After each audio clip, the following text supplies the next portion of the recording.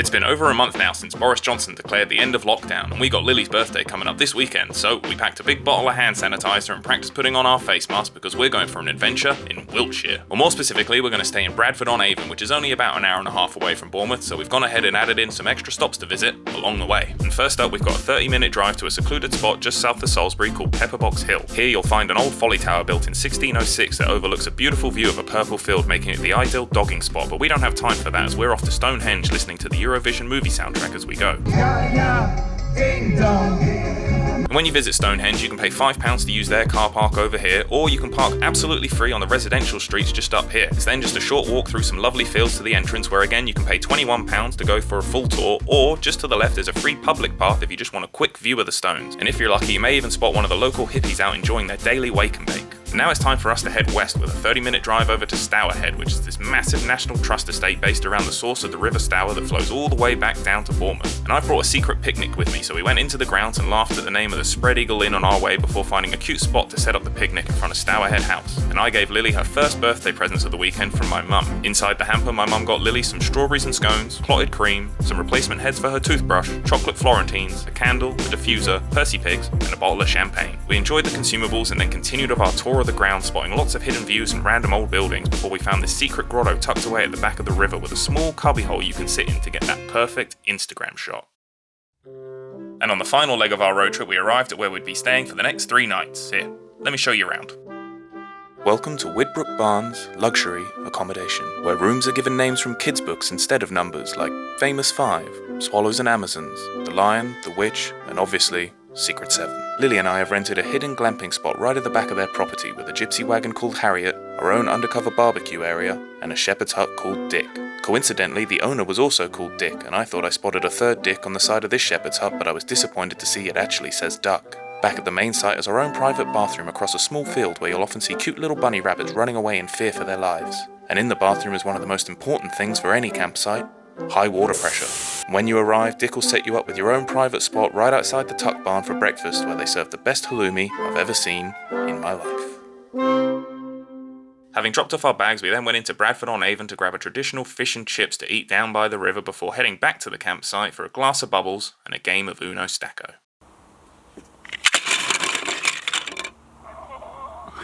I was so close to getting out, look, it would have been alright. GG.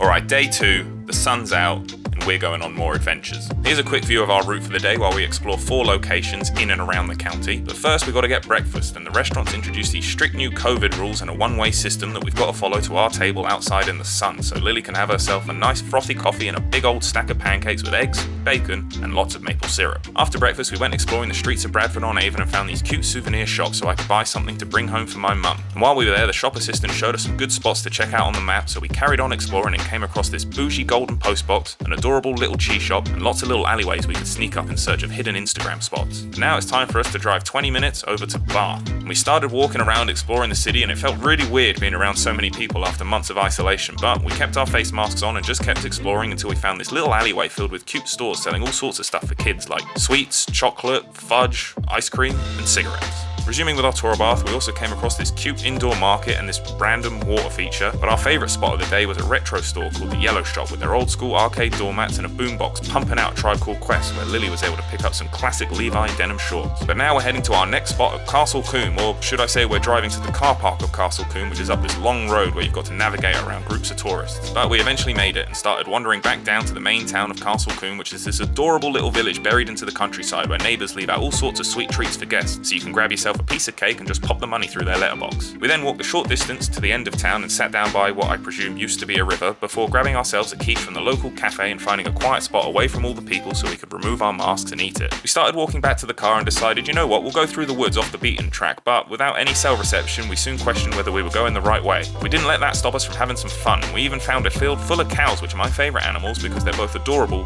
and delicious. We eventually found our way back to the car and started driving to our last location for the day over in Avebury, where they they have the world's largest stone circle, which Lily was super excited to see, but to be honest I was more excited for our first pub visit in 4 months with a nice glass of cold cider and a piping hot pie and chips. In the evening we went back to the campsite to roast some marshmallows on the barbecue while enjoying a selection of fine meats and cheese and watching Knives Out on my laptop to close out another awesome day.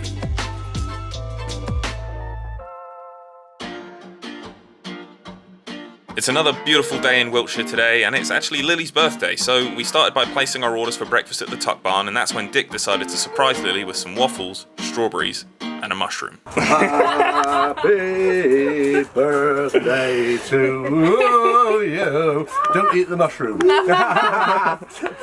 It's just, if you put it in the blooming, you end up with wax on your blooming strawberries. After blowing out the candles and enjoying a massive feast for breakfast, I jumped in the car for a secret mission while Lily got ready, and I was so quick to leave that I forgot to put on my proper shoes. I've gone to pick up some Harry Potter themed cupcakes from a local cake maker I found online called Beautiful Birthday Cakes. And although I started getting stressed out in the car thinking that I went the wrong way, I was eventually able to find them and secured the package. Back at the campsite I've got more surprises hidden in my bag, so while Lily's in the shower I moved our picnic table over to the middle of the grounds and started setting it up with all sorts of decorations and presents. There you go, there's the end result. So as Lily waddles back from the bathroom she'll see a cute little surprise waiting for her. That's awesome. We started opening her presents, but we quickly got distracted by a dog in the distance wiping his ass on the grass. Now with that out of the way, Lily can enjoy her very appropriate birthday card, new water bottle which hopefully doesn't leak everywhere like her current one does, some temporary Harry Potter tattoos, and a Lego Harry Potter minifig. We put together the minifig and applied our temporary tattoos because, in case you can't already tell, today's going to be a very Harry Potter themed day as we drive 30 minutes over to the town of Lacock, which is this village owned by the National Trust and used for many Harry Potter filming locations such as this house, and this house, which is actually an abbey that was used to film some of the interiors for Hogwarts, but unfortunately due to COVID we're not allowed inside, and despite knocking politely we still had to settle on looking through the keyhole and we could just about see one of the windows from Hogwarts. There it is, there you go. Although to be honest I was more impressed by the massive bay window outside even if it wasn't in Harry Potter. And you see that smaller window off to the side? Well, that's actually the subject of the world's oldest surviving photographic negative taken by William Henry Fox Talbot in 1835. And outside the abbey you'll find plenty of cute spots around the town like this adorable little bakery and lots of pretty flower patches and plenty of good boys. Residents also leave a variety of homemade goods outside that you can purchase like these little plant seedlings or bags of fresh lavender and all sorts of jams and chutneys and even some jewellery. From Lacock we started driving back to our campsite with a quick stop at a local farm shop for picnic supplies to take with us on a cycle ride using bikes that Dick acquired for us. And from the campsite we cycled along the canal, stopping to appreciate all the cute little canal boats before finding ourselves a secluded spot on the river. From here we can watch the paddle boarders go by while enjoying our picnic and reflect on an awesome weekend away.